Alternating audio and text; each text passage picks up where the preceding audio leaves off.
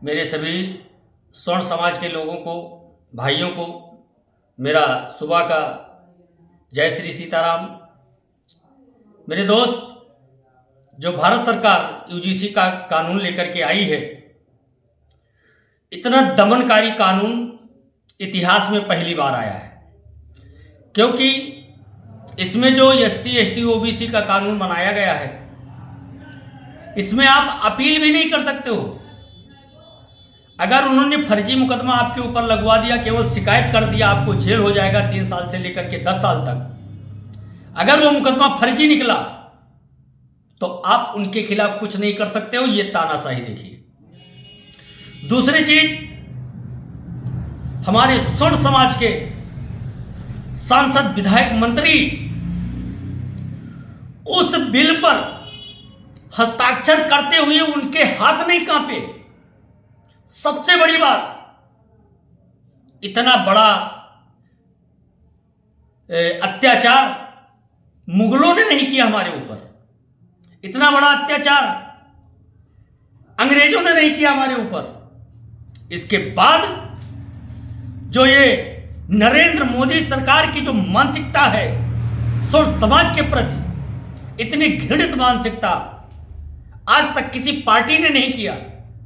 जवानी हमला जरूर किया पॉपुलर होने के लिए, लेकिन जिस तरह से भारत सरकार ने स्वर्ण समाज को एकदम खत्म करने का जो परपंच रचा है, मेरे दोस्त, ये काफी भयानक साबित होगा। इसका दूरगामी परिणाम मैं देख रहा हूं। अभी तक था कि गांव के लोगों के ऊपर, कम पढ़े लिखे लोगों पर अगर एक्ट लग जाता था तो किसी तरह वो जेल काट करके चले आते थे। लेकिन अब जब उन बच्चों का भविष्य खराब होगा, झूठे मुकदमे में वो जेल जाएंगे, तो झूठे मुकदमे में जेल जाने से अच्छा वो यही करेंगे कि 302 करके जाओ। अगर एक व्यक्ति 302 करके जाएगा तो उसका पूरा परिवार सेफ हो जाएगा। मेरे दोस्त, इस बात को समझिए। स्वर्ण समाज को अपराधी बनाने के लिए सरकार ने कितना बड़ा षड्यंत्र रचा है, समाज में नफरत फैलाने का कार्य किया है। अभी तक यूसीसी कानून लेकर के आने वाली थी सरकार और ले आई यूजीसी।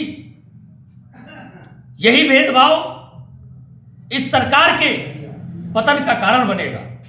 मेरे दोस्त, आप लोग जागें, अपने लिए लड़ना सीखें। अगर आप ऐसा नहीं कर पाते हैं तो जितने भी स्वर्ण समाज के सांसद, विधायक, मंत्री हैं, वो चूड़ियां पहन करके और बीच बाजार में आए और ताली बजाएं। कम से कम हम लोग जानेंगे तो कि अपने हाथों में चूड़ियां पहन के बैठे हुए हैं। ये स्वर्ण समाज का केवल वोट लेने के लिए स्वर्ण समाज को चिकनी चुपड़ी बातों में फंसा करके और ये कार्य कर रहे हैं। जागो, कब जागोगे? सांसद, विधायक का लड़का तो विदेश में जाकर के पढ़ लेगा, विदेश में नौकरी कर लेगा, लेकिन एक सामान्य साधारण गरीब परिवार का लड़का कहां जाएगा, क्या करेगा? इससे अपराध बढ़ेंगे। जो निर्दोष जेल जाएगा, वो जब जेल से छूट करके आएगा तो क्या करेगा, आप सोचिए। उधर तो उसका करियर खराब हो गया होगा, दूसरी तरफ उसकी संपत्ति खराब होगी। जो उसके मां बाप के पास होगा वो जमीन बेच करके उसका जमानत कराएगा, वो जेल से बाहर आएगा। उसके बाद वो क्या करेगा? सरकार ने कभी सोचा है? और तो और जो कोर्ट ने उसमें सलाह दिया था, मशविरा दिया था कि अगर मुकदमा झूठा निकला तो आप उसके ऊपर मानहानि का दावा कर सकते हो, यह सरकार ने हटा दिया। उसमें ओबीसी को नहीं जोड़ा था, सरकार ने ओबीसी को जोड़ दिया। अब आप बताइए, सरकार की मानसिकता कितनी घृणित है स्वर्ण समाज के प्रति। अब आप इसी बात से अंदाजा लगा सकते हैं। खूब ताली और थाली बजाए आप लोगों ने, खूब जय श्री राम का नारा लगवाया, जय श्री राम के आचरण पर नहीं चल पा रहे हो। क्या यही आपका सबका साथ, सबका विकास, सबका प्रयास, सबका विश्वास है? अगर यही है तो इस पर मैं थूकता हूं। मेरे दोस्त, मेरे सामान्य वर्ग के साथियों, इस सरकार को बताने के लिए आपको मैदान में आना पड़ेगा। छोड़ दो काम अपना 10 दिन के लिए, क्योंकि यहां आपके बच्चों का भविष्य खराब हो रहा है, आपका भविष्य खराब हो रहा है। छोड़ दीजिए अपने बच्चों के लिए 10 दिन का काम, क्योंकि अधिकारियों के अंदर चेतना जागृत हो गई। कल एक डीएम साहब अग्निहोत्री ने, उन्होंने इस्तीफा दे दिया अपने पद से। एक एसडीएम साहब ने, जो तिवारी जी थे, वो एसडीएम पद से इस्तीफा दे दिया।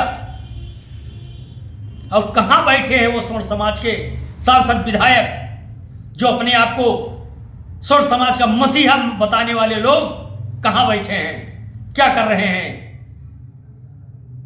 अगर है तुम्हारे अंदर तनिक सा भी इंसानियत, अपने कौम के प्रति प्रेम, तो ठुकरा दीजिए ऐसे पद को। नहीं तो अगर आप स्वर्ण समाज के बीच में वोट मांगने आओगे, तुम्हारा कुर्ता फाड़ दिया जाएगा, जूते की माला पहनाकर तुमको भेजा जाएगा। इसलिए अभी अच्छा है कि खुल करके इसका विरोध करो। दबे शब्दों में ही सही मनोज तिवारी और रवि किशन ने अपना मनसा जाहिर कर दिया। यहां तक कि उत्तर प्रदेश के मुख्यमंत्री जी ने संकेतों में कह दिया, जो ये कानून है, उस कानून के बारे में उन्होंने कहा कि जो भी योजनाएं मैंने चलाई, किसी का मत मजहब जाति देख करके नहीं चलाया। अगर फायदा दिया तो सबको फायदा दिया।